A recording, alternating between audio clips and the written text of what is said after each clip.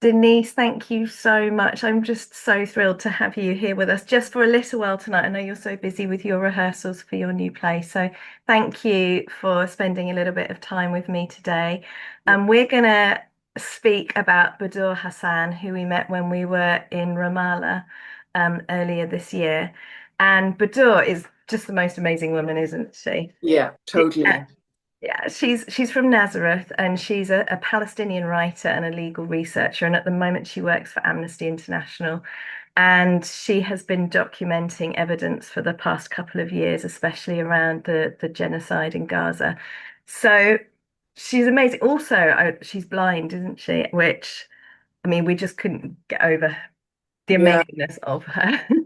yeah, Um, so we're going to watch a short video about her, and then we're going to have a bit of a chat.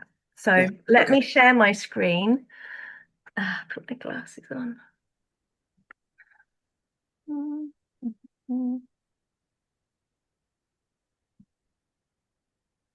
Okay, can you see that? It's just loading. Yeah. And yep, okay, so let's watch the video. That we've been seeing in Can you hear it? 2020, Yeah. which again, when we speak of genocide, genocide is not a single event, as everyone knows. Genocide is a process. There are so many things that pave the way for the process. One cannot understand the genocide unfolding since 2023 without understanding the Nakba of 1948. One cannot understand the genocide without understanding the policies of Israel towards Gaza during the 1950s, including the massacres committed in Rafah and in Khan Yunis after the brief October occupation of 1956. One cannot understand the genocide in Gaza right now without recognizing and understanding the policy that Israel has always sought to forcibly displace Palestinians, to control as much Palestinian land, and to expel as many Palestinian people. And of course, the first and second intifadas and the different wars waged on the Gaza Strip in 2008, 9, 2012, 2014, 2021, and the escalations in between. In a sense, the lives of Palestinians in Gaza, especially since 2007, have been punctuated by wars and by different conflicts and always under the blockade. The genocide that we've been seeing in since 2023, which again, when we speak of genocide, genocide is not a single event, as everyone knows. I think, Genocide is a process. There are so many things that pave the way for the process. One cannot understand the genocide unfolding since let me stop 2023 sharing. without under. I started to play it again. Should we Worth. start She's again? worth it. She's worth it. God, even Okay. watching that, I'm brought right back to that day of listening to her. I have never, ever, ever heard anyone speak the way that she did. And even watching back, oh my God, Omar is gonna, I'm already crying. Listening to it back because it was the only talk that I recorded the whole in its totality. And yeah, like listening to it, I had to be somewhere where I could experience what it's like to hear her. She has a very specific power. Well, I mean, you were there, you saw it, so yeah. Yeah. What do you think were the things that most stood out for you about what she was speaking about? Well, I made notes because there was so much. Like she started by telling us a love story about this couple called Abir and Nasser, Mm. and by the end of that story, we were told how Nasser was killed hugging his mother and Abir was killed hugging hers. Um, yeah, so I feel like she managed to pack in so many different things. Like she mentioned something, and of course, she would talk about this because she's somebody who has a disability. Um, but what it's like for people in Gaza who have disabilities, either mental, physical, like to get an evacuation order and not understand what that order means, and then be punished because you don't understand what the order means. So, but there was so much about like the work that they do with Amnesty. She talks about documenting the escalation and the dehumanization of Palestinians. She spoke about a friend of hers called Omar, who was in Gaza helping everyone. And she would speak to him periodically. And the last time she spoke to him, he said to her that he had lost his will to live, that his meaning only comes from helping others, but even that is becoming hard. And to resist, you need resources. We have none. And Omar died of starvation. And she said, the genocide is demolishing people from the inside. Um, yeah, she also talked about the need for us not to just, she talked about the work at Amnesty and our own work as advocates and allies, that what's the point in just collecting testimony? You must also help. So you must try to do as much as you can. So, because now we live in this world of social media, so it's quite easy, isn't it, to, even though some people don't even find this easy, but posting your support. But what are you actually doing in real life? What can you do in real life to support in any way the liberation of Palestine? So yeah, it was a real call to action, her talk, I felt. Yeah, it was extremely challenging. I think out of everyone we met there, um, she just was incredible. Just the most inspiring person, someone who I will just look up to for the rest of my life. She was Um, incredible. She Yeah. also talked about, which she had a way with words, didn't she? Which was so extraordinary. So she calls it the totality of the pattern of conduct is what they study at Amnesty.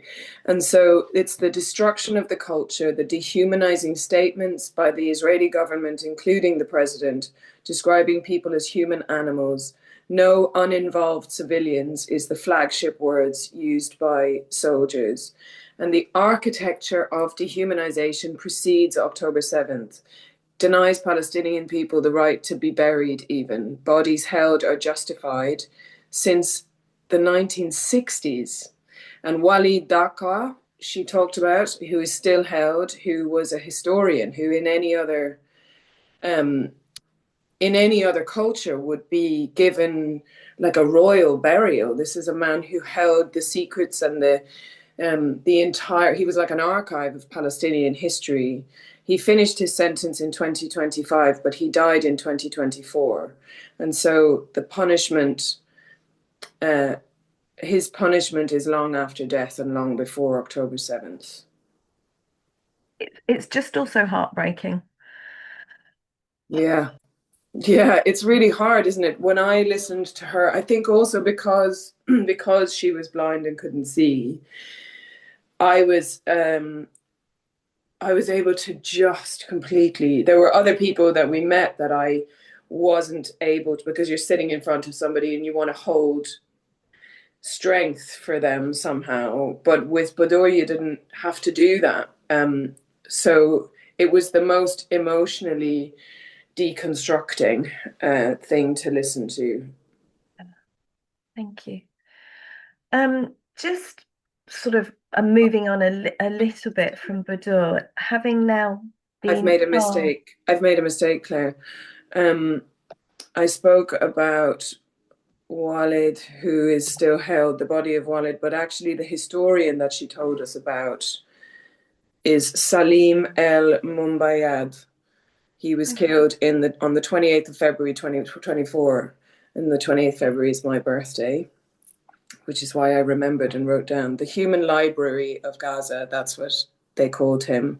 Should have had statues, headline news, no funeral because Israel killed 118 people in one of the flower massacres that day after. So his death went without anything. We don't know about him. How do we not know about him, you know? And she says the genocide of hope and the genocide of the future. Sorry, I made a mistake there, Claire. Fine, that's But absolutely yeah, fine. Let's just keep going. yeah. Um, how has the trip impacted you in terms of your advocacy? Because actually you were already very vocal and speaking out in an industry where there are not many people who are vocal and doing advocacy work for Palestinians. So did the trip impact you and the work you do? Yeah, the trip has changed my life entirely. I mean, I was never under any doubt that what Palestinian people were sharing was the truth. And I knew that it had been going on for as long as it had been going on for. But I felt very isolated from it before. Like, I think social media did help me in terms of connecting me with people and connecting me with a community of allies. But now, when you go there, when you go to Palestine and you see it for yourself, and not just see it, you feel it for yourself, because the pervading feeling is, even in Jerusalem, it's, you can feel the oppression, you can feel it. And so now coming back, there isn't a person in the world who could sit in front of me and get me to believe anything opposing what I saw. You know what I mean? Like I think that there are Zionists that can be, because they're so brainwashed, that can be very, I would imagine anyway, persuasive in their arguments for what they're doing. And I think that if you grow up somewhere maybe like America, um, where it's a huge part of their culture, um, then maybe you would believe their version of history. But yeah, I could sit in a room with anyone now. I could sit in a room, I wouldn't want to, but I could sit in a room with somebody who's in the IDF who thinks what they're doing is right and know that it's wrong. I know what's happening out there. I know it because I've seen it. And I think that what it has done in terms of how vocal I can be is that the easiest thing for an interviewer or someone to say is, well, you've never been there. And actually to be able to say, well, I have, and I plan to go back when I can to maybe help with an olive harvest or be on the land somewhere.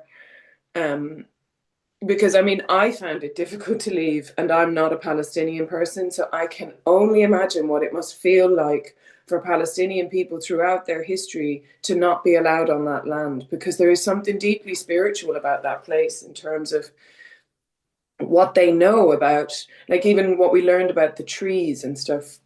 When you understand that the pine trees infect that land, the pine trees that the Israelis are planting so that Palestinian people can't find the homes or can't rebuild on the land, they're not meant to be there. And then you see the olive trees and the orange trees, and they're meant to be there. Like, they feed the soil. When we meet the farmers who are having their land taken away, and how much that land means to them. And when you come from a country like I do, where farming and the land is such a big, the land is a character itself. Like, the land feeds so much, like our own history that was robbed when, before our colonization, like the Irish were deeply in touch with the land. And so maybe there's something about being in Palestine that recalled my own history of somebody who understands what it means, um, what the land means. The land teaches you, and you don't own anything. Like, the land owns itself, and we get to be part of the land. Palestinian people seem to really understand that, and unfortunately for them, because a lot of the time the people whose lands are getting stolen didn't think to have papers, and even the people who do have papers, like the farmer that we met, doesn't mean anything anyway. The Israelis just take whatever they want. Um, yeah, the deep respect Palestinian people have for the land is something that And was so special. I don't think you can I didn't understand that as an English person until I was there, and I could see it's such a part of who Yeah. Palestinians are, this the deep connection.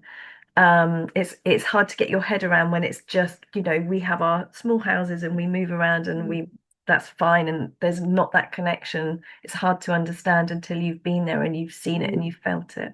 And you understand the power of community and the power of, like, they lived in a different way. Like, the Irish lived in a similar way, where it's almost sort of I don't know, like a tribal connection to your Mm. community and the depth of, like, you see it the way children were.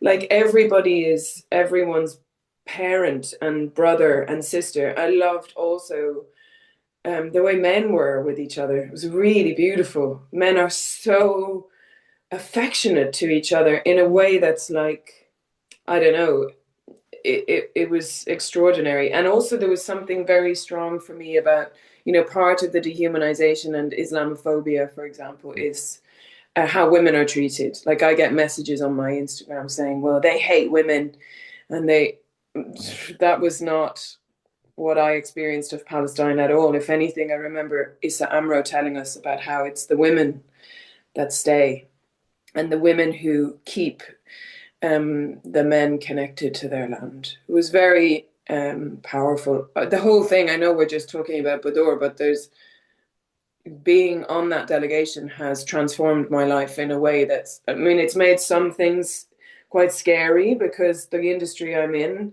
I don't know how I'm going to be able to continue. I have to find ways to do that with integrity. And that's hard because a lot of my industry is connected to the entity, and that's really sad. But I will find my way. But I know that what it has given me in terms of having a life's purpose is that is invaluable. I wish everyone could go because I see people also that are sort of on the fence, and I think one trip and we'd have them. One trip, and they'd be proudly able to voice, because what we're up against is monstrous. It really is. Like it is monstrous. And now I can see it so clearly. It's absolutely terrifying. So I can see why people who don't know much Mm. would feel unable to take it on. But once you have the information like properly and you have it in your body, you can stand. You can be like that little child who stood in front of the tank. That's Thank what you you want to so be. much. Thanks, Claire. We're out of time, Yeah. but thank you so much for sharing. I'm so grateful to you.